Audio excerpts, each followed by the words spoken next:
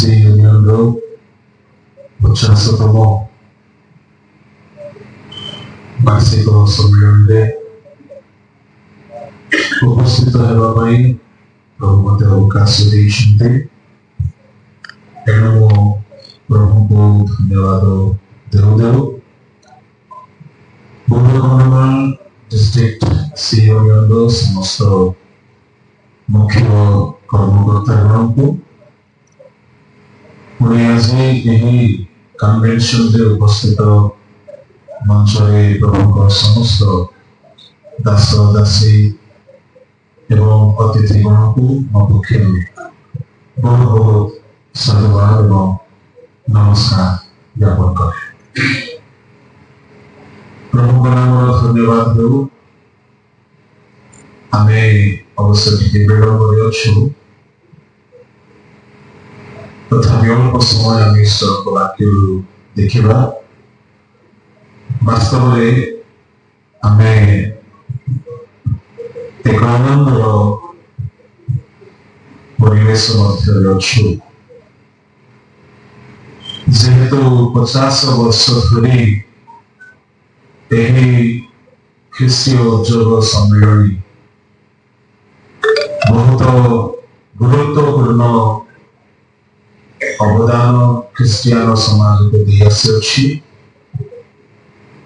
अनेक सम्मेलन माध्यम आत्मिक निष्ठा एवं उद्दीपना प्राप्त हो सम्मेलन अनेक को प्रभु को सेवारे गढ़ी पारी नेतृत्व दक्षता विभिन्न क्षेत्र में पारदर्शिता एवं अनेक प्रतिभा परिपूर्ण कर तेणु यही अवसर में मुझे शुभेच्छा वार्ता संक्षिप्त कहूँगी प्रभु यही सम्मेलन को आहरी दिन को दिन तेजस्कर करंतु एवं तांको आगमन पर्यंत यही सम्मेलन जीवित होई सक्रिय होई रहू अनेक लोगों को जागरण निमंते परिवर्तन निमंते निष्ठा निमंते एवं जो उद्देश्य से यूनियन स्थापित होई पदचिन्ह सम्मेलन अग्रसर हो मोर शुभकामना एवं शुभेच्छा अटे। आसतु मो पदे प्रार्थना करी ईश्वर को वाक्य आड़ को आपण पढ़ाई ने चाहे समस्ते मो सहित प्रार्थना रे सामिल हुंतु पदे मो प्रार्थना करी। महामहिम स्वर्गस्थ पिता तुम महापवित्र नामर आम धन्यवाद करुछु 50तम स्वर्ण जयंती उत्सव प्रभु आम्भे माने तुम गौरव प्रशंसा करू करू तुम वाक्य अध्ययन करने चाहूछु यही समय सेवा कार्य को प्रभु तुम्हें अपना नियंत्रण में रख समस्त प्रतिबंधक जिसु का नाम रे दूर रहे स्थान रे तुम्हें गमनागमन कर प्रभु तुम आत्मा एठारे कार्य करंतु एवं प्रत्येक हृदय मन तुम वाक्य द्वारा संजीवित हो उद्दीपित हो स्वर्गीय पिता तुम्हें ही नित्य नित्य वक्ता प्रभु आम समस्ते प्रभु श्रोता संक्षिप्त वाक्य ध्यान समय को स्वर्ग अनुग्रह परिपूर्ण तुम ठारे समर्पित होई प्रार्थना जिसु नाम रे मांगे आमेन। आमर ध्यान प्रसंग हेउछि प्रकाशित 3 अध्याय ताहार 19 पद।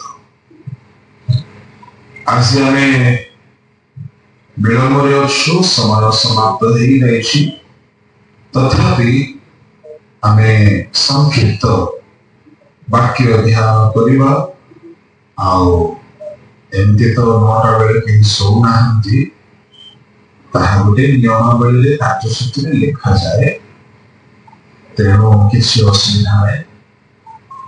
यदि Vande Bharat late जाउछि flight late जाउछि तो आम कन्वेंशन तो टाइमिंग में ठीक लेट अच्छी किसी असुविधा पड़ोसी लोक को हाथ मिशातु कहतु हाथ धरतु हैंडशेक करतु कहतु आज आप बहुत सुंदर देखा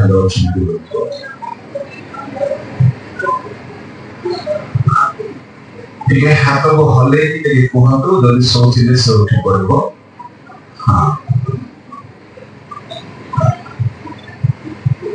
बोलो यीशु मसीह की हला नहीं सी कन्वेंशन पूरी हला नहीं संडे स्कूल पूरी लगे जुबली कन्वेंशन पूरी हला ठीक है उच्च स्वर में कहतु बोलो यीशु प्रभु की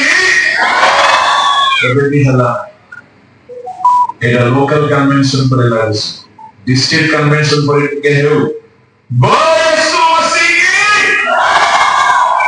जोरदार बोली कर ताले दियो तो आओ कितनी जोर है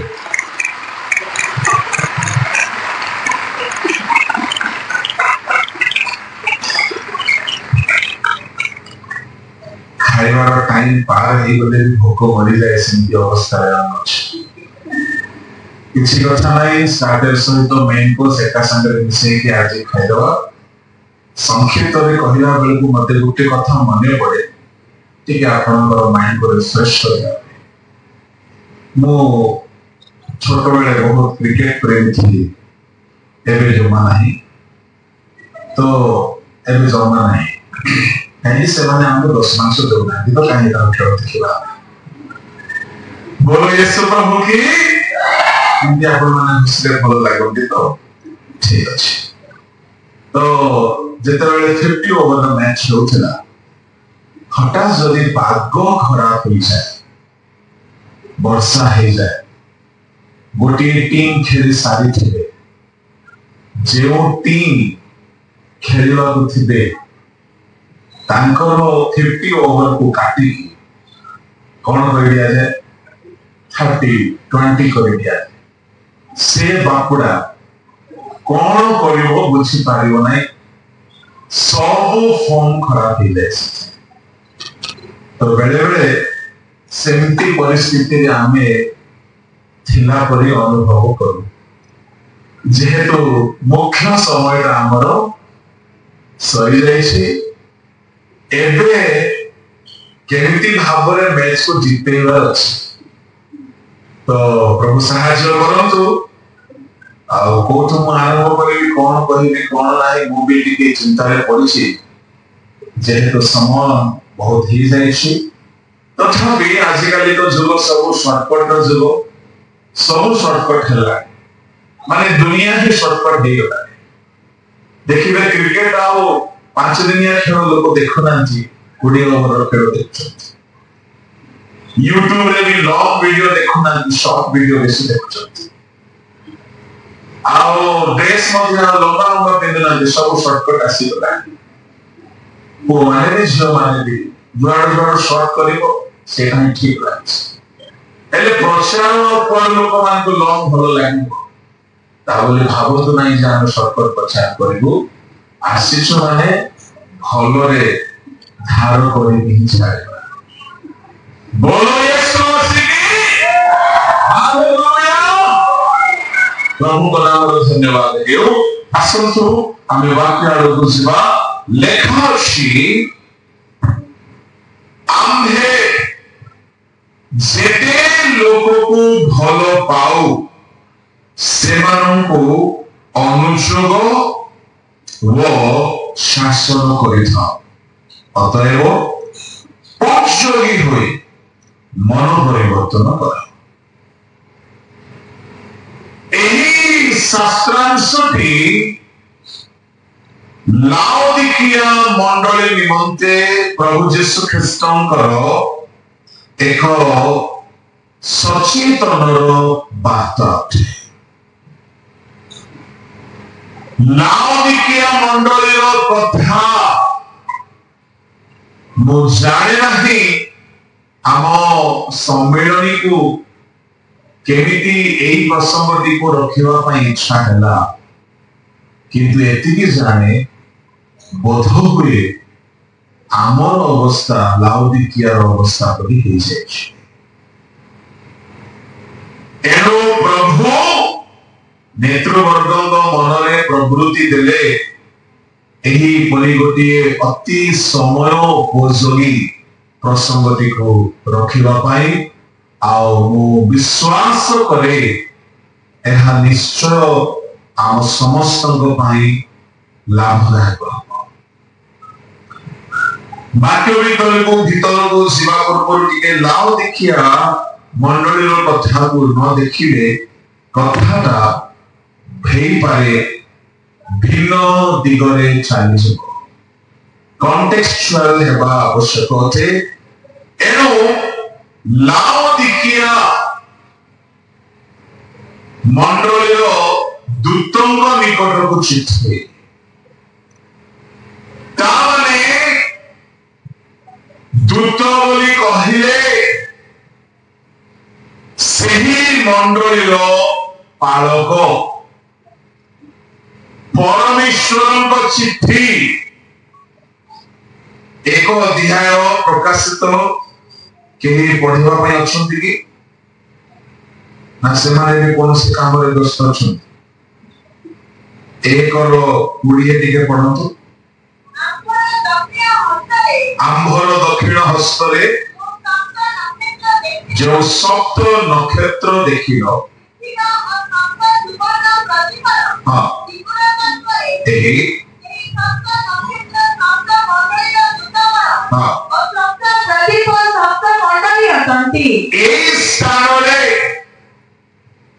प्रभु दास मान मंडली दूत गण बोली संबोधन करा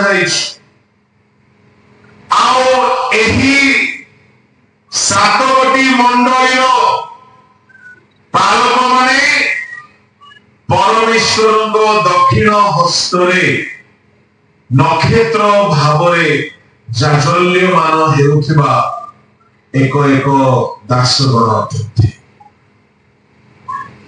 एवं साधारण नुहंती जदि आमे एक सफल पद को देखिबा परंतु से आपण दक्षिण हस्तरे सप्त नक्षत्र धारण करिथिले बसइदा ए सातवटी मंडली दूत माने बा सेवक माने बाइबल रे विभिन्न प्रकार दूत माने अछंती प्रभु लोक माने जाजक मान को भी दूत बोली कहला जदि आमे मलाकी पुस्तक देखिबा मलाकी पुस्तक रे ताहार 2 अध्याय रे जाजक मान को मध्य परमेश्वर को दूत बोली कहा जाइस मलाकी 2 अध्याय ताहार 7 पद कारण जाजकर अष्टादर ज्ञान रक्षा करिबार उपयुक्त ओ ताहार मुखरु व्यवस्था अन्वेषण करिबार लोकमानकर उपयुक्त कारण से सैन्याधिपति सदाप्रभुकर दूत जणे जाजक परमेश्वर एक दूत अटे एनो मंडली जाजक माने मंडली सेवक माने एक एक दूत अटंती द्वितीय करिन्थी ताहार 5 अध्याय ताहार 19 पदरे ताहार पढन्तु सेही सम्मेलनर वाक्य एही ईश्वर पुडी अते ईश्वर आम्भमानक द्वारा आम्भ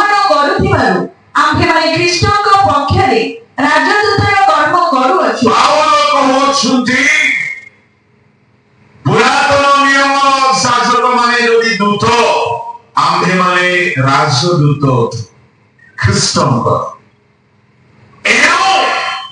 मंडल सेवक माने ताहांको आमे बेले बेले हेय ज्ञान करिकि देखिथाउ केही ज्ञानी बुद्धिमान धनवान विश्वासी माने पालक मानंकु प्रचारक मानंकु प्रभु को सेवक मानंकु तुच्छ ज्ञान करिथांती मो कहिबा पई चाहे से माने परमेश्वर को दूत अटंती एनो एही सप्त मंडली को जेतेले परमेश्वर कोनसी प्रकार वार्ता देवा पाई चाहुछंती सेतेबेले परमेश्वर सेही सप्त मंडलीर दूत मानक निकट को लेखुछंती प्रभु लोक माने ए दूत माने एमानको आत्मिक भावरे बा निगूढ़ भावरे नक्षत्र बोली संबोधन करा जायछि आमे देखिलु 16 पद 1 अध्याय प्रकाशित रे परमेश्वर दक्षिण हस्तर सप्त नक्षत्र से सप्त दूत गण अटंती तारे एई दूत माने प्रभु को दक्षिण हस्तरे रहिकी साफल्यमान हेउछंती किंतु मंडलीर अवस्था ठीक करि पारु नाहंती बड़ विडंबना अटे से माने प्रभु को हस्त भीतर अछंती से माने प्रभु को हस्त रे थाई की आलोक प्रदान करुछंती प्रभु को निज हाथ रे प्रभु से मान को रखिछंती जदि प्रभु निज हाथ रे रखिछंती प्रभु को हाथ रे थिबा लोक केते भाग्यवान लोक काहेकि प्रभु को हस्त कथा जदि आमे कहिबा जेरेमिया 18 अध्याय रे 1 रु 6 जाय देखो प्रभु को हस्त इस्राएल को की प्रकार गठन करूछला से रूप कुंभकार हस्त रे मृत्तिका पात्र तारे प्रभु को हस्त गठन करिबार हस्त प्रभु लोक माने सेही हस्त रे परमेश्वर निर्माण करंती एनो 18:6 पद रे दार शेष धाड़ी लेखा अछि जेपरि मृत्तिका कुंभकार हस्त रे सेपरि तुम्हे माने आंभ हस्त रे अछ जीवित परमेश्वर को हस्त भयंकर हस्त ए हस्त जेतेबेले मिस्रीय फारंको उपरे प्रबल हेला 10 गोटी भयंकर विपद घटिला ए हस्त विपद आनिबार हस्त ए हस्त गठन करिबार हस्त ए हस्त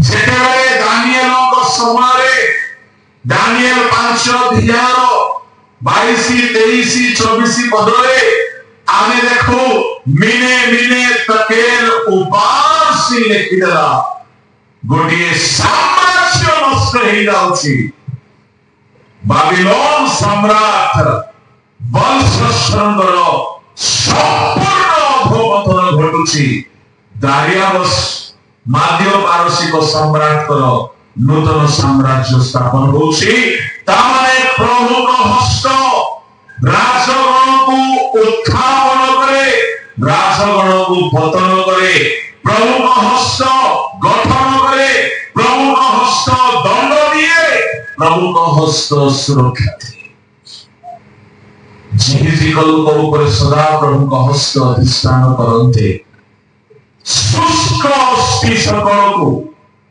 एक महती सेना करिबा पाई से भाववाणी बा भविष्य वाक्य प्रचार जीवितिकल 37:1-12-15 जाए जदि हम देखबा आवश्यक नाही पढ़िबा प्रभु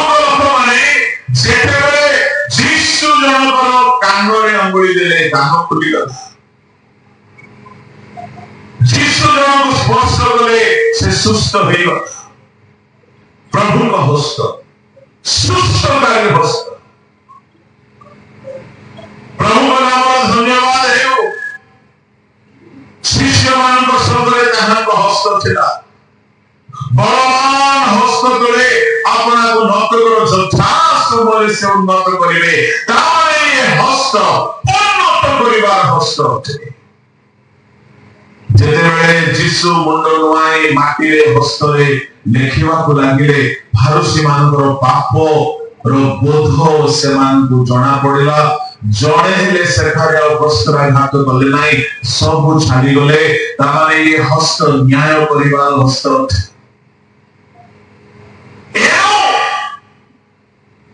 ମହାନ ଗୁଣବାନ ହସ୍ତରେ ଯଦି 7 ମଣ୍ଡଳୀର ସେବକ ମାନେ ଅଛନ୍ତି, ଯେବେ ସେଇ ସେବକ ମାନେ କେତେ ସୁରକ୍ଷିତ ଅଟନ୍ତି। ଭଲ କଥା, ସେମାନେ ସିନା ସୁରକ୍ଷିତ, ମଣ୍ଡଳୀର ଅବସ୍ଥା ତ ସାଂଘାତିକ ଅଛି।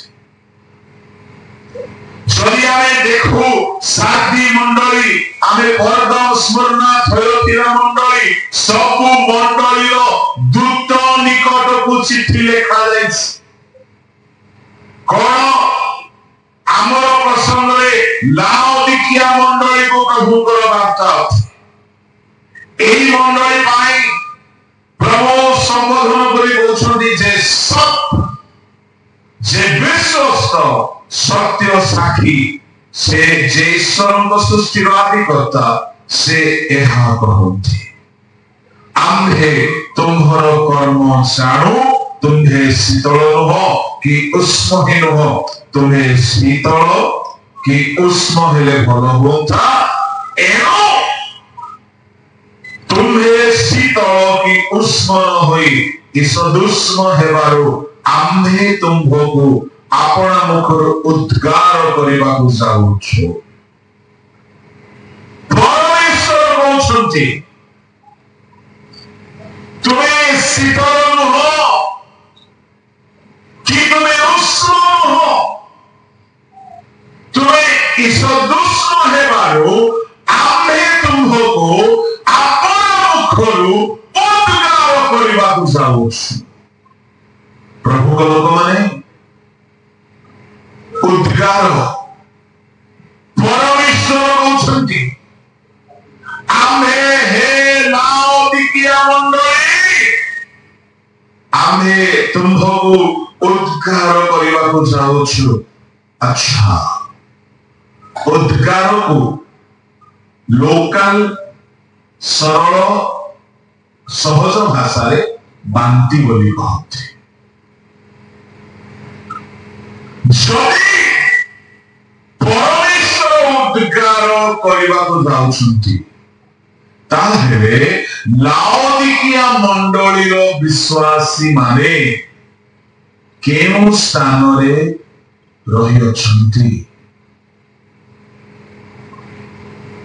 ଭୌତିକ ଭାବରେ, ଭୌଗୋଳିକ କ୍ଷେତ୍ରାନୁସାରେ, ମାନଚିତ୍ରାନୁସାରେ ଲାଓଦିକିଆ ମଣ୍ଡଳୀ ଇସ୍ରାଏଲର ଏକ ସ୍ଥାନରେ ଅବସ୍ଥିତ। କିନ୍ତୁ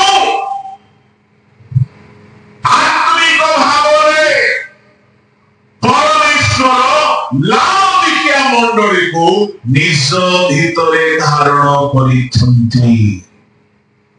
ଯେହେତୁ ସେ କହୁଛନ୍ତି, ଆମ୍ଭେ ତୁମକୁ ଉଦ୍ଗାର କରିବାକୁ ଯାଉଛୁ। କାହାକୁ ଉଦ୍ଗାର କରାଯାଏ? ଯାହା ଭିତରେ ଗଲା ପରେ ଜୀର୍ଣ୍ଣ ହୁଏ ନାହିଁ, ଯାହା ହଜମ ହୁଏ ନାହିଁ, ଯାହା ବିଲକୁଲ ବି ଉପକାର ଜନ୍ମାଏ ନାହିଁ। ଶୁଣନ୍ତୁ, ପ୍ରତ୍ୟେକ ମଣ୍ଡଳୀ, ପ୍ରତ୍ୟେକ ଖ୍ରୀଷ୍ଟ ବିଶ୍ୱାସୀ ମାନେ 2 ଗୋଟି ସ୍ଥାନରେ ଅଛନ୍ତି। ଆକ୍ଷରିକ ଭାବରେ ଭାରତର ବା ପୃଥିବୀର କୌଣସି ଗୋଟିଏ ଭୌଗୋଳିକ ସ୍ଥାନରେ ବର୍ତ୍ତମାନ ଆମେ ସାରିଙ୍ଗିରେ ଅଛୁ, କିନ୍ତୁ ଆତ୍ମିକ ଭାବରେ ଆମେ ପ୍ରଭୁଙ୍କ ଭିତରେ ଅଛୁ।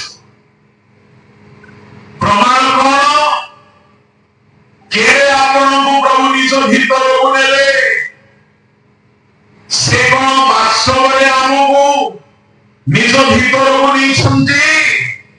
ହଁ ବାଇବଲରେ ପ୍ରମାଣ ଅଛି। ପଢନ୍ତୁ କଲସ୍ୟ 3:1-2। ତୁମ୍ଭେମାନେ ଯେବେ ଖ୍ରୀଷ୍ଟଙ୍କ ସହିତ ଉତ୍ଥିତ ହୋଇଅଛ, ଶବ୍ଦଟିକୁ ଧ୍ୟାନ ଦେବେ। ତୁମ୍ଭେମାନେ ଯେବେ ଖ୍ରୀଷ୍ଟଙ୍କ ସହିତ ଉତ୍ଥିତ ହୋଇଅଛ, ତେବେ ଈଶ୍ୱରଙ୍କ ଦକ୍ଷିଣ ପାର୍ଶ୍ୱରେ, ଏଠାରେ କୁହାଯାଉ ନାହିଁ ତୁମ୍ଭେମାନେ ଯେବେ ଚର୍ଚ୍ଚର ମେମ୍ବର ହୋଇଅଛ, ଏଠାରେ କୁହାଯାଉ ନାହିଁ ତୁମ୍ଭେମାନେ ସିର ମେମ୍ବର ହୋଇଅଛ, ଏଠାରେ କୁହାଯାଉ ନାହିଁ ତୁମେ ଚର୍ଚ୍ଚର କମିଟି ମେମ୍ବର ହୋଇଅଛ। ସେ ସବୁ ସମୟ ଅନୁସାରେ ଆବଶ୍ୟକ ଅଟେ। କୌଣସି ବିଷୟ ଭୁଲ ନୁହଁ, କିନ୍ତୁ ଏ ସ୍ଥାନରେ ପରମେଶ୍ୱର କହୁଛନ୍ତି ତୁମେମାନେ ଯଦି ଖ୍ରୀଷ୍ଟଙ୍କ ସହିତ ଉତ୍ଥିତ ହୋଇଅଛ। ମୁଁ ଏ ଉତ୍ଥିତ କଥାକୁ ଟିକେ ପରେ କହିବି। ତା ତଳ ଧାଡ଼ିକୁ ପଢୁଛ। ତେବେ ଈଶ୍ୱରଙ୍କ ଦକ୍ଷିଣ ପାର୍ଶ୍ୱରେ ଉପବିଷ୍ଟ ଖ୍ରୀଷ୍ଟଙ୍କର ଯେଉଁ ବାସସ୍ଥାନ, ସେହି ଉର୍ଦ୍ଧ୍ୱ ସ୍ଥାନର ବିଷୟ ସବୁ ଅନ୍ୱେଷଣ କର। ପାର୍ଥିବ ବିଷୟରେ ଆସକ୍ତ ନ ହୋଇ ଉର୍ଦ୍ଧ୍ୱସ୍ଥ ବିଷୟରେ ଆସକ୍ତ ହୁଅ, କାରଣ ତୁମ୍ଭେମାନେ ମରି। କାହିଁକି କୁହାଯାଉଛି ଏଠାରେ 1, 2, 3 ପଦରେ 3 ଗୋଟି ମହାନ କଥା କୁହାଯାଉଛି। ଜ୍ଞାନୀ ମନ ଜିଜ୍ଞାସୁ ବ୍ୟକ୍ତି ମାନଙ୍କ ପାଇଁ ଏହା ବହୁତ ଲାଭଦାୟକ ହେବ। 1 ପଦରେ କୁହାଗଲା ଯଦି ତୁମେ ଉତ୍ଥିତ ହୋଇଅଛ ଖ୍ରୀଷ୍ଟଙ୍କ ସହିତ। 2 ପଦରେ କୁହାଗଲା ତେବେ ପାର୍ଥିବ ବିଷୟରେ ଆସକ୍ତ ନ ହୋଇ ଉର୍ଦ୍ଧ୍ୱସ୍ଥ ବିଷୟରେ ଆସକ୍ତ ହୁଅ। 3 ପଦରେ କୁହାଯାଉଛି କାରଣ। ପଢିଦିଅ। କାରଣ ତୁମ୍ଭେମାନେ ମରିଅଛ, ଆଉ ତୁମ୍ଭମାନଙ୍କର ଜୀବନ ଈଶ୍ୱରଙ୍କ ଠାରେ ଖ୍ରୀଷ୍ଟଙ୍କ ସହିତ ଗୁପ୍ତ ଅଛି। ଈଶ୍ୱରଙ୍କ ଠାରେ ଖ୍ରୀଷ୍ଟଙ୍କ ସହିତ ଗୁପ୍ତ ଅଛି। ତାମାନେ 3 ପଦାନୁସାରେ ଜଣେ ଖ୍ରୀଷ୍ଟ ବିଶ୍ୱାସୀର ଜୀବନ ଶିଶୁଙ୍କ ସହିତ। ଧ୍ୟାନ ଦେବେ। ମୁଁ ଆଉ ଯୀଶୁ, ଆପଣ ଆଉ ପ୍ରଭୁ ଯୀଶୁ ଈଶ୍ୱରଙ୍କ ଭିତରେ ଅଛନ୍ତି, ବାହାରେ ନାହାନ୍ତି। ଲାଉଦିକିଆ ମଣ୍ଡଳୀକୁ ପ୍ରଭୁ ନିଜ ଭିତରେ ସ୍ଥାନ ଦେଇଥିଲେ। କଲସ୍ୟ ମଣ୍ଡଳୀକୁ କହୁଛନ୍ତି ତୁମେ ମରିଅଛ। ତାମାନେ ସମସ୍ତେ ପ୍ରଭୁଙ୍କ ଭିତରେ ନାହାନ୍ତି, ଯେଉଁମାନେ ମରିଅଛନ୍ତି। କେଉଁମାନେ ମରିଅଛନ୍ତି? ପାପରେ ମରିବା ଅଲଗା, ପାପ ପ୍ରତି ମରିବା ଅଲଗା। ଯେଉଁମାନେ ପାପ ପ୍ରତି ମରିଛନ୍ତି ପ୍ରଭୁଙ୍କ ଲୋକମାନେ, ତାହା ବୁଝିବା ପାଇଁ ହେଲେ 1 ପଦରେ 3:1 ଯେଉଁମାନେ ଉତ୍ଥିତ ହୋଇଅଛ ଖ୍ରୀଷ୍ଟଙ୍କ ସହିତ। ଖ୍ରୀଷ୍ଟଙ୍କ ସହିତ ଜଣେ କେତେବେଳେ ଉତ୍ଥିତ ହୁଏ? ଯଦି ଖ୍ରୀଷ୍ଟଙ୍କ ସହିତ ଜଣେ ଉତ୍ଥିତ ହେବାକୁ ଅଛି, ତାହେଲେ ଖ୍ରୀଷ୍ଟଙ୍କ ସହିତ ସମାଧିସ୍ଥ ହେଇଥିବାକୁ ପଡିବ। ଯଦି ଖ୍ରୀଷ୍ଟଙ୍କ ସହିତ ସମାଧିସ୍ଥ ହେବାର ଅଛି, ଖ୍ରୀଷ୍ଟଙ୍କ ସହିତ ମରିଥିବାକୁ ପଡିବ। ଆଚ୍ଛା, ତାହେଲେ ଖ୍ରୀଷ୍ଟଙ୍କ ସହିତ ସେ ମରିଥିବ, ଖ୍ରୀଷ୍ଟଙ୍କ ସହିତ ସେହି ସମାଧିସ୍ଥ ହୋଇଥିବ, ସେହି ଖ୍ରୀଷ୍ଟଙ୍କ ସହିତ ଉତ୍ଥିତ ହୋଇଥିବ। ଏ 3 ଗୋଟି ଅନୁଭୂତି ପାଇଥିବା ଲୋକମାନଙ୍କୁ 2 ପଦରେ କୁହାଯାଉଛି ତୁମେ ପାର୍ଥିବ ବିଷୟରେ ଆସକ୍ତ ହୁଅ। କଣ ଏ 3 ଗୋଟି ଅନୁଭୂତି? ଯେ ଖ୍ରୀଷ୍ଟଙ୍କ ସହିତ ମରିଅଛି। କେଉଁମାନେ? କଣ ଏହାର ମରିବାର ଅନୁଭୂତି? ରୋମିଓ 6:1-6 ଯାଏ ପଢିବା ଆବଶ୍ୟକ ନାହିଁ। ଯେଉଁମାନେ ପୁରାତନ ଜୀବନକୁ ଛାଡ଼ିକି କ୍ରୁଶରେ ମରି ଯାଉଛନ୍ତି, ଖ୍ରୀଷ୍ଟଙ୍କ ସହିତ ମରିବା। ଗଲାତୀୟ 5:24-6-14-2-20 ରୋମିଓ 6:6-7 ଇତ୍ୟାଦି ପଦ ମାନଙ୍କରେ କ୍ରୁଶରେ ମରିବା କଥା କୁହାଯାଉଛି। ପ୍ରଭୁଙ୍କ ଲୋକମାନେ ତାମାନେ ଜଣେ ବ୍ୟକ୍ତି ଯେଉଁ ଦିନ ପାପ ସ୍ୱୀକାର କରିକି ଆସେ ସେ ଖ୍ରୀଷ୍ଟଙ୍କ ସହିତ କ୍ରୁଶରେ ହତ ହେବାର ଅନୁଭୂତି ଯଦି ପାଇନାହିଁ ତାହେଲେ ସେ ବାସ୍ତବରେ ପାପ ପ୍ରତି ମରିବ ନାହିଁ। ମରି ଯାଇଥିବା ଲୋକଙ୍କୁ ସମାଧି ଦିଆଯାଏ। ବାପ୍ତିସ୍ମ ହେଉଛି ମରଣରେ ସମାଧି। ସେଟା ବାପ୍ତିସ୍ମ ନୁହଁ, ଡୁବନ। ଏତିକି ମାଟିରେ କାହାକୁ କବର ଦିଆଯାଏ। ଯୀଶୁ ଜଳରେ ଡୁବିତ ହେଲେ ବାପ୍ତିସ୍ମ ସମାଧି ବ୍ୟାପ୍ଟାଇଜୋ ଗ୍ରୀକ ୱାର୍ଡ ତାର ଅର୍ଥ ଯେ କୌଣସି ଅଶୁଚି ବ୍ୟକ୍ତି ବସ୍ତୁ ପଦାର୍ଥକୁ ଶୁଚି କରିବା ଉଦ୍ଦେଶ୍ୟରେ ତରଳ ପଦାର୍ଥ ହଉ ବା ପାଣି ହଉ ବା ଯେକୌଣସି ଲିକ୍ୱିଡରେ ବୁଡାଇବା ଆଉ ପବିତ୍ର କରି ବାହାର କରିବା ଏହା ହେଉଛି ବ୍ୟାପ୍ଟିଜମ। ପାଣି ଛିଞ୍ଚିବା ନୁହଁ ବ୍ୟାପ୍ଟିଜମ। ମରି ଯାଇଥିବା ଲୋକକୁ ସମାଧି। ବାହାଘର ପାଇଁ ଡୁବ ନୁହେଁ। ଯେ ପାପକୁ ମାରିଛି, ଯେ ପାପକୁ ତ୍ୟାଗ କରିଛି ତାହାକୁ ହିଁ ସମାଧି କୃଷ୍ଣଙ୍କ ସହିତ। ଆଜିକାଲି ବାହାଘର ପାଇଁ ଡୁବ ନଉଛି। ବାହାଘର ବୟସ ହେଇଗଲା, ବାହାଘର ସମୟ ଆସିଗଲା, ଡୁବ ନେଇଯା ବାପା ନେଇଯା। ବଡ ଦୁଃଖର କଥା। ବାଇବଲ ଶାସ୍ତ୍ର ମାନଙ୍କୁ ମୁଁ କହିବା ପାଇଁ ଚାହେଁ, ବାଇବଲର କୌଣସି ଜାଗାରେ ଏପରି କୁହାଯାଉ ନାହିଁ କି ଡୁବନ ସହିତ ବିବାହକୁ ଯୋଡ଼ିବା ପାଇଁ। ଏହା ମାଣ୍ଡଳିକ ଶୃଙ୍ଖଳାକୁ ଧ୍ୟାନରେ ରଖି କରାଯାଇଛି ନିୟମ। ମଦ ଲୋକ ବି ବାହାଘର ବୟସ ହେଇଗଲା, ମଦ ଛାଡୁନାହିଁ, ଡୁବ ନେଇଯାଉଛି। ଖଇନି ପାନ ଗୁଟକା ସିଗାରେଟ ଛାଡୁନାହିଁ, ଡୁବ ନେଇଯାଉଛି। ଡୁବର ମହତ୍ଵ ଜାଣୁନାହାନ୍ତି, ଡୁବ ନେଇଯାଉଛନ୍ତି। ଡୁବନ ବୋଲି କହିଲେ ମରି ଯାଇଥିବା ଲୋକକୁ ସମାଧି। ଜଣେ ବଞ୍ଚିଥିଲା ବେଳେ ମଦ ପିଉଥିଲା, ଚୋରି କରୁଥିଲା, ବ୍ୟଭିଚାର କରୁଥିଲା, ମଦ ଦେଖୁଥିଲା, ମୁଭି ଦେଖୁଥିଲା, ମିଥ୍ୟା କହୁଥିଲା, ମରିଗଲା ପରେ ତାର ଫେଭରେଟ ମଦ ବୋତଲ ଆଣିକି ତା ପାଟିରେ ପଶାଇ ଦେଲେ ବି ପିଇବ ନାହିଁ, କିନ୍ତୁ ସେ ମରି ଯାଇଛି। ଡୁବନକୁ ଶସ୍ତା ଭାବନା ନାହିଁ। ଆଉ ଗୋଟେ ବଡ ଭୟଙ୍କର କଥା, ଯୋଉମାନେ ଡୁବ ନେଇ ନାହାନ୍ତି ବାସ୍ତବ ଭାବରେ ଆଗମନ ବେଳକୁ ଉତ୍ଥିତ ହେବେ ନାହିଁ। ପ୍ରମାଣ ଅଛି ବାଇବଲରେ। କିନ୍ତୁ ଆଜି ସମୟରେ ଖ୍ରୀଷ୍ଟଙ୍କ ସହିତ ମରିବା ଅର୍ଥାତ୍ ମନ ପରିବର୍ତ୍ତନ କରି ପରିତ୍ରାଣ ପାଇ ତାଙ୍କ ରକ୍ତରେ ଧୌତ ହେବା, ସମାଧିସ୍ଥ ହେବା ଅର୍ଥାତ୍ ଡୁବିତ ହେବା, ଉତ୍ଥିତ ହେବା ଅର୍ଥ ହେଉଛି ପବିତ୍ର ଆତ୍ମାଙ୍କ ଶକ୍ତିରେ ପରିପୂର୍ଣ୍ଣ ହେବା। ପ୍ରମୁଖ ଲୋକମାନେ ଯଦି ତୁମେମାନେ ଖ୍ରୀଷ୍ଟଙ୍କ ସହିତ ଉତ୍ଥିତ ହୋଇଅଛ ତାହେଲେ କର୍ମ ଏପରି କର, ପାର୍ଥିବ ବିଷୟରେ ଆସକ୍ତ ହୁଅ ନାହିଁ, ପୃଥିବୀର ବିଷୟରେ ଆସକ୍ତ ହୁଅ ନାହିଁ। ପୃଥିବୀର ଧନ, ପୃଥିବୀର ପାପ, ପୃଥିବୀର ଭୋଗ, ପୃଥିବୀର ଅଭିଳାଷ, ପୃଥିବୀର ଯେକୌଣସି ବିଷୟ ପାଉଲଙ୍କ ଜୀବନ ଶୈଳୀ ଅନୁସାରେ ଆମେ ବଞ୍ଚିବା ଦରକାର। ପାଉଲ କହିଲେ ଖାଇବାକୁ ପିନ୍ଧିବାକୁ ଥିଲେ ଯଥେଷ୍ଟ, ଆସକ୍ତି ନାହିଁ। ମିଳିଲା ଘର ଠିକ ଅଛି, ନ ମିଳିଲା ଠିକ ଅଛି, ମିଳିଲା ଯାହା ଠିକ ଅଛି, କିଛି ନ ମିଳିଲେ ବି ଠିକ ଅଛି, ଆସକ୍ତି ନାହିଁ।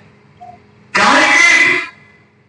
କାରଣ ହେଉଛି ତୁମେ ଦୁନିଆରେ ଯେକୌଣସି ଗାଁରେ ରହିବା ଲୋକ ହେଲେ ତୁମର ଠିକଣା ଚେଞ୍ଜ ହେଇଯାଇଛି। କଣ ତୁମର ଠିକଣା? ତୁମେ ଆଉ ଯୀଶୁ ଖ୍ରୀଷ୍ଟ ଉଭୟ ମିଶିକରି ତୁମେ ପିତାଙ୍କ ଭିତରେ ଲୁଚି ଯାଇଛ। ହାଲେଲୁୟା। ମୁଁ କାହିଁକି ହାଲେଲୁୟା କହୁଛି ମାନେ, ଯଦି ଆମେ ଯେତେ ଲୋକ ବାସ୍ତବରେ ମନ ପରିବର୍ତ୍ତନ କରିଛୁ, ବାସ୍ତବ ସତ୍ୟ ଡୁବନ ନେଇଛୁ, ପବିତ୍ର ଆତ୍ମାଙ୍କ ଆସ୍ୱାଦନ କରିଛୁ, ଆମ ଜୀବନ ପିତା ପରମେଶ୍ୱରଙ୍କ ଭିତରେ ଅଛି। गुणी गारुड़ी तंत्र मंत्र भूत प्रेत आपण को छुईबा पाई हेले पिता परमेश्वर को छुई की आम पाख को आसीबा को पड़िबो जहा की काठिकर पाठ होते से आसी पारिबो नहीं एनो गुणिया मान को कहे तुमरो दम अछि तमे हमको टारगेट करबी देखो कहीं आमे धार्मिक ना हो आमे जहा भितरे अछु से हमको जो घेरी छंती तांकु कौन सी गुणी गाड़ी के बेले बाचिबो नाही एनो आमे सुरक्षित हो प्रभु लोक माने तेरे प्रत्येक मन परिवर्तन करिथिबा प्रत्येक डुबित होइथिबा प्रत्येक परिवर्तन गरुते पूर्ण होइथिबा लोक माने जे भौगोलिक ठिकाना रे थांतु ना काईकि परमेश्वर को भीतरे प्रभु का सेमान रखिछथि हेले प्रभु करो गोटिए टर्म्स ऑफ कंडीशंस कोन तांको भीतरे रहिले ईश्वर दुश्मन हे कि रहिबा को मना से चाहते लाउदिकिया मंडली तुमे हम भीतरे अछो ईश्वर दुश्मन हेबा हेतुरु आमे तुमको उद्धार करिबा को जाउछु तामारे सुनतु दिने प्रभु ग्रहण करिथि प्रभु क्या ग्रहण करती जो माने मन परिवर्तन करी डुबित होइछन्ति जो माने पवित्र आत्मा को आस्वादन करिछन्ति प्रभु से मान को ग्रहण करी भीतरे रखिछन्ति हालेलुया प्रभु आपन को भीतरे रखिछन्ति किंतु जदि आपण ईश्वर दुश्मन हे कि रहिबे जदि आपण उद्दीपित हे कि रहिबे नाही जदि आपण आत्मा रे वाक्य रे सत्य रे अग्नि तुल्य जय नाही से कहउछन्ति आमे तुमको उद्धार करिबा जाउछु उद्धार बोली कहिले कोन उद्धार बोली कहिले धरा पृष्ठरे जे कहि खाइथिबा खाद्य को जदि थरे उद्धार करि दियंती कुकुर छड़ा पृथ्वीर कौन सी व्यक्ति बा प्राणी से खाद्य को आउ खाते घृण्य हो गला आउरी काम करिबो नाही तामाने सुनो जेओ माने आत्मिक रे दिने भल थिले जिने पाप स्वीकार करी परित्राण पाइथिले दिने डुबन निथिले दिने पवित्र आत्मा रे पूर्ण हेथिले आ एबे जदि से माने शीतल पड़ी जाई छुंती सदुष्म हे जाई छुंती से माने केमिति भाबरे प्रभु को भीतर अछंती जानि छुंती indigested food मते कुहतु एठाराने जेते अछु समस्त को केबे ना केबे तरे बदहजमी हितेबो आ जदि अजीर्ण हे गला किछि भी खाइले आजिकाली अवेयरनेस आसी गला आजिकाली गैस्ट्रिक मेडिसिन आसी गला डाइजेस्टिव मेडिसिन आसी गला लोक माने डाइनिंग टेबल रे फल मूल पनी परिवार सहित डाइजेशन टैबलेट भी रखि दोछथि जानि छथि भीतर सिस्टम रे दम नाही किंतु गिली में गोटा गोटा तेनु ताको हजम करिवा पाई मेडिसिन भी बोतल भी टेबल रे थुआई अछि एटा भी खाओ सेटा भी खाओ दिनो थला लोक माने डाइजेशन पाई किछ खाओ अछि जदि भूल वस्तुत हो अजीर्ण हे गला माने अछि टिके माने पका तो कोदिन अजीर्ण दिखला जो हाकुटी मारिबो की स्वाद पेटो जो फुले की पंपे की रहिबो की बथा जे जाय ताहा ऊर्ध्वगामी हे कि उद्गार हेउ बा निम्नगामी हे कि बहिष्कार हेउ जे जाय हे नाही मन को शांति नाही शरीर को विश्राम नाही बुझि पाले तो ऊर्ध्वगामी निम्नगामी वायु दोष हेउ कि जल दोष हेउ जेति हे कि हेले जे जाय अजीर्ण खाद्य बाहारी नाही से लोकर मुह देखिबो केति देखा जाउथिबो तार देह केति देखा जाउथिबो सुनंदु যদি ଆପଣ ମନ ପରିବର୍ତ୍ତନ କରିକି ଜୀବନ ନେଲା ପରେ ଯଦି ଆପଣ ଏବେ ବି ପାପରେ ଅଛନ୍ତି, ଆପଣ ପ୍ରଭୁଙ୍କ ଭିତରେ ଅଜୀର୍ଣ୍ଣ ଖାଦ୍ୟ କରି ପ୍ରଭୁଙ୍କୁ କଷ୍ଟ ଦେଉଛନ୍ତି। ପ୍ରଭୁଙ୍କ ପାଇଁ ବୋଲି ଆପଣ ପେଟ ରଫା ହେଇଯାଇଛନ୍ତି। ପ୍ରଭୁଙ୍କ ପାଇଁ ବୋଲି ଆପଣ ଅଜୀର୍ଣ୍ଣ ହେଇଯାଇଛନ୍ତି। ଏଣୁ ସେ ୱାର୍ଣ୍ଣିଂ ଦଉଛନ୍ତି। ତମେ ବହୁତ କିଛି ଭାବୁଛ, କଣ ଭାବୁଛ? ତୁମେ କହୁଛ କଣ କହୁଛ? 17 ପଦ ପ୍ରକାଶ କହୁଅଛ ମୁଁ ଧନୀ, ମୋର ବହୁତ ସମ୍ପତ୍ତି ଅଛି, ମୋର କୌଣସି ଅଭାବ ନାହିଁ, ମାତ୍ର ତୁମ୍ଭେ ଯେ ଦୁର୍ଭାଗା, ଦୀନହୀନ, ଦରିଦ୍ର, ଅନ୍ଧ, ଉଲଙ୍ଗ ଏହା ଜାଣ ନାହିଁ। ଜାଣିପାରୁନାହାନ୍ତି। ଏମାନେ ହେଲେ ଅଜୀର୍ଣ୍ଣ ଖାଦ୍ୟ ତୁଲ୍ୟ। ନିଜର ସ୍ପିରିଚୁଆଲ ଅବସ୍ଥାକୁ ବୁଝିପାରୁନାହାନ୍ତି। ଫାରୁସୀମାନଙ୍କର ଅବସ୍ଥା ବି ସେଇଆ ଥିଲା। ସେମାନେ ଅନ୍ଧ, ଜାଣିପାରୁନଥିଲେ ନିଜ ଅନ୍ଧ ବୋଲି। ସେମାନେ କାଳସର୍ପର ବଂଶ, ଜାଣିପାରୁନଥିଲେ। ମୁଁ କହିବା ପାଇଁ ଚାହେଁ, ଆପଣ ନାହାନ୍ତି କିଏ ବୁଝିପାରେ।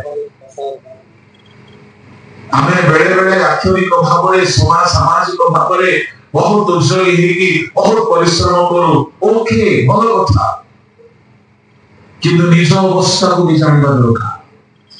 ସ୍ପିରିଚୁଆଲି ମୁଁ ପ୍ରଭୁଙ୍କୁ ଦୁଃଖ ଦେଉନାହିଁ ତ? ମୁଁ ପ୍ରଭୁଙ୍କ ଭିତରେ ରହିକି ପ୍ରଭୁଙ୍କୁ କଷ୍ଟ ଦେଉନାହିଁ ତ? ପ୍ରଭୁଙ୍କୁ ଯନ୍ତ୍ରଣା ଦେଉନାହିଁ ତ? କେତେ କାଳ ସେ ଯନ୍ତ୍ରଣା ସହିବେ? କାହିଁକି ସେ ଯନ୍ତ୍ରଣା ସହୁଛନ୍ତି?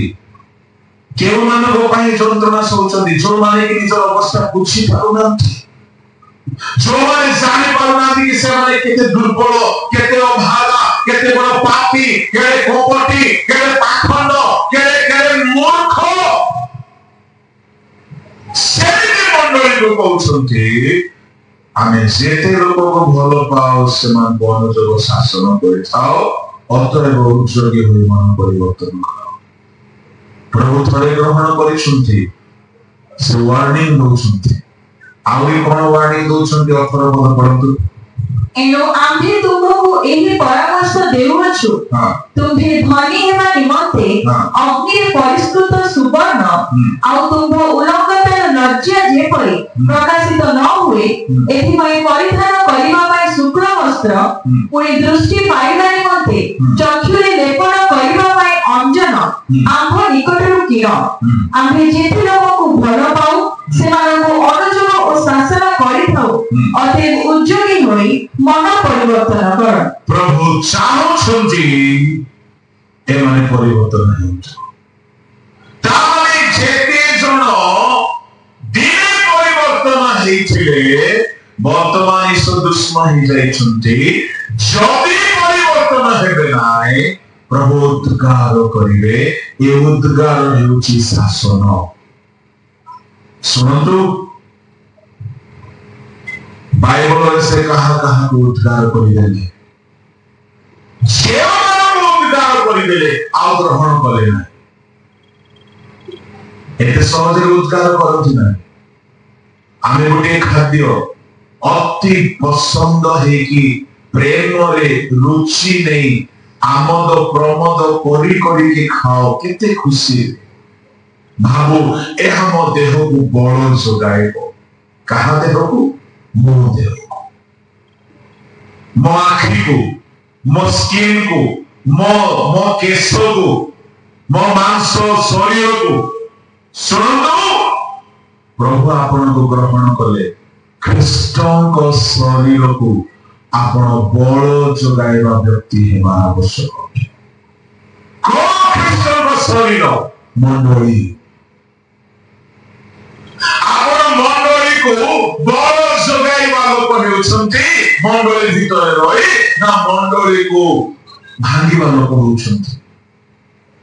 ଏହା ଏକ ରହସ୍ୟ ଅଟେ। ପ୍ରଭୁ ଆମକୁ ଗ୍ରହଣ କରିଛନ୍ତି ଏମିତି ଖାଦ୍ୟ ଭାବରେ କି ମଣ୍ଡଳୀ ଆମ ଦ୍ୱାରା ବଳ ପାଇବାକୁ ପଡ଼ିବ। ଯଦି ପ୍ରତିଷ୍ଠା ପାଉନାହିଁ, ଆମର ମଣ୍ଡଳୀ ସଞ୍ଜୀବିତ ଉଦ୍ଦୀପିତ ସଂଶୋଧିତ ଆଉ ପରିବର୍ତ୍ତିତ ହେଉନାହିଁ, ତାମାନେ ଆମେ ସେଇ ଅଜୀର୍ଣ୍ଣ ଖାଦ୍ୟଠୁ କେବଳ ପ୍ରଭୁଙ୍କୁ କଷ୍ଟ ଦେଉଛୁ। ପ୍ରଭୁ ୱାର୍ଣ୍ଣିଂ ଦଉଛନ୍ତି ପରିବର୍ତ୍ତନ ହୁଅ ନହେଲେ ଉଦ୍ଧାର କରିବ। ବାଇବଲରେ ସେ ଉଦ୍ଧାର କରିଦେଲେ ଲୁସିଫରକୁ ଆଉ ଗ୍ରହଣ କଲେ ନାହିଁ, ଉଦ୍ଧାର କରିଦେଲେ ଆଦମ ହବାକୁ ଆଉ କେବେ ଦେଖାଦେଲେ ନାହିଁ, ଉଦ୍ଧାର କରିଦେଲେ ଏସବୁକୁ ପ୍ରବଳ କାନ୍ଦିଲା ପରେ ବି ଆଉ ଏସବୁ ସୁଯୋଗ ମିଳିଲା ନାହିଁ, ଉଦ୍ଧାର କରିଦେଲେ ସାଉଲକୁ ଆଉ ମିଳିଲା ନାହିଁ, ଉଦ୍ଧାର କରିଦେଲେ ଏଲି ଯାଜକର ବଂଶକୁ ଆଉ ଯାଜକ ପଦ ମିଳିଲା, ଉଦ୍ଧାର କରିଦେଲେ ବଂଶେଶ୍ୱର ସାମ୍ରାଜ୍ୟକୁ ଆଉ ସାମ୍ରାଜ୍ୟ ମିଳିଲା ନାହିଁ, ଉଦ୍ଧାର କରିଦେଲେ ଇସ୍କାରିୟତ ଯିହୁଦାକୁ ଆଉ ସେବକ ପଦ ମିଳିଲା ନାହିଁ। କଣ ଭାବୁଛନ୍ତି? ଆମ ପରମେଶ୍ୱର ଗ୍ରହଣ ବି କରନ୍ତି, ପରିବର୍ତ୍ତନ ନହେଲେ ଉତ୍କାଳ ବି କରନ୍ତି। এই ସି କନଭେନସନରେ ମୁଁ ଏହା କହିକି ଆଜିର ପ୍ରଥମ ସନ୍ଧ୍ୟାର ବାକ୍ୟକୁ ସମାପ୍ତ କରିବା ପାଇଁ ଚାହେଁ। ସମୟ ଆସିଛି ସମୀକ୍ଷା କରୁ। ପ୍ରଭୁ ଆମକୁ ବଡ଼ ପ୍ରେମରେ ଗ୍ରହଣ କଲେ, ଆମେ ଖାଦ୍ୟକୁ ପ୍ରେମରେ ଗ୍ରହଣ କରୁ, ଅଜୀର୍ଣ୍ଣ ହେଲେ ଘୃଣାରେ ଉଦ୍ଧାର କରୁ, ବାନ୍ତି କରୁ, ତାକୁ ଅନେଇବାକୁ ପୁଣି କେବେ ଚାହୁଁନା। ଯୋଉମାନଙ୍କ ନାମ ମଧ୍ୟରେ ପରମେଶ୍ୱର ସେମାନଙ୍କୁ କେବେ ଅନେଇ ନାହାନ୍ତି।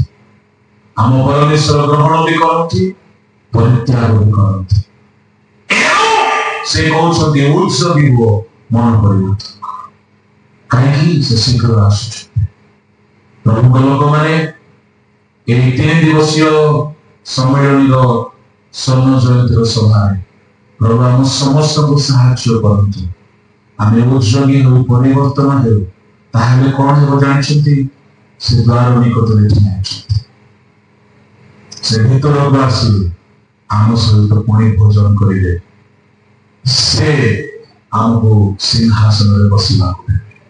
ଯଦି ଉଦ୍ଯୋଗୀ ହେବା ନାହିଁ, ପରିବର୍ତ୍ତନ ହେବା ନାହିଁ, ଉଦ୍ଧାର କରିଦେବେ, ଆଉ କେବେ ହିଁ ଆମକୁ ସୁଯୋଗ ମିଳିବ ନାହିଁ, ଆମ ସ୍ଥାନ ଆଉ କାହାକୁ ମିଳିଯିବ। ପ୍ରଭୁଙ୍କ ଲୋକମାନେ, ମୁଁ ଏହା କହିକି ସମାପ୍ତ କରିବି, ଆମେ ପ୍ରଭୁଙ୍କ ଭିତରେ ଅଛୁ, ପ୍ରଭୁଙ୍କୁ କଷ୍ଟ ଦେଉଛୁ ନା ପ୍ରଭୁଙ୍କ ଶରୀର ରୂପ ମଣ୍ଡଳୀକୁ ବଳ ଯୋଗାଉଛୁ? ପ୍ରଭୁଙ୍କ ଶରୀର ଅର୍ଥାତ୍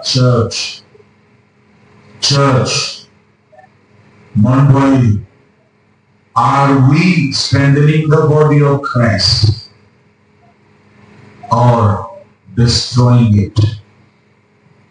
ଆମେ ସମୀକ୍ଷା କରୁ, ଆମେ କି ପ୍ରକାର ପ୍ରଭୁଙ୍କ ମଣ୍ଡଳୀ ପାଇଁ କାର୍ଯ୍ୟ କରୁଛୁ। ଯଦି ତାଙ୍କ ଭିତରେ ସେ ଆମକୁ ରଖିଛନ୍ତି, ସେ ଅଜୀର୍ଣ୍ଣ ଖାଦ୍ୟକୁ କେତେ ଦିନ ସହ୍ୟ କରିବେ? ଏଣୁ ପରିବର୍ତ୍ତନ ହେଉ, ନଚେତ ସେ ଉଦ୍ଧାର କରିବେ। ଆସନ୍ତୁ ଚକ୍ଷୁ ବନ୍ଦ କରିବା, ଅବଶିଷ୍ଟ ବିଷୟ ଆସନ୍ତା କାଲି ପରଦିନକୁ ଧ୍ୟାନ କରିବା। ପ୍ରଭୁ ଆମକୁ କଥା ନିଶ୍ଚୟ କହିବେ।